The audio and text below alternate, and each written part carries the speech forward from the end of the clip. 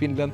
It was to keep them outside of the alliance, and by Russia's full-scale invasion, now we are part of NATO.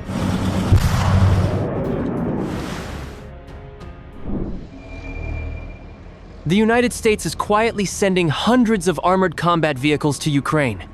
These range from Stryker infantry carriers, M2 Bradley IFVs, to heavy ammunition trucks, all deployed as part of a military aid package worth more than $77 billion.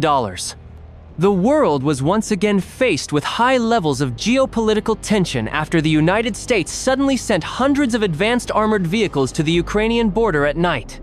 The operation was carried out as part of a military aid package worth what has been described as one of the largest U.S. supports since the beginning of Russia's invasion of Ukraine.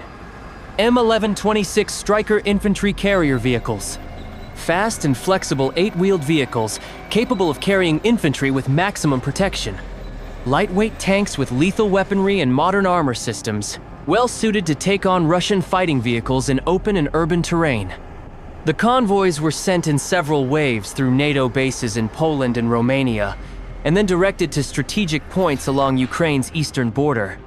The deliveries were made secretly at night to avoid detection by Russian drones and intelligence satellites. The Russian government reportedly called an emergency meeting of the National Security Council in Moscow, hours after satellite imagery showed large movements of US vehicles. The Russian defense minister warned that this move directly expands the scope of the conflict and worsens the chances of reaching a diplomatic solution. Pro-Kremlin media also highlighted the possibility of Russia expanding its military operations in Ukraine's southern and eastern regions in response to this flow of US weapons and vehicles. This move by the United States to send large numbers of armored vehicles is not without reason.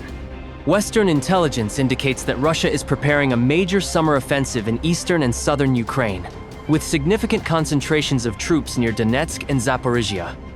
Washington responded quickly to deter Russian forces before they could gain momentum, especially as some frontline regions began to show vulnerabilities.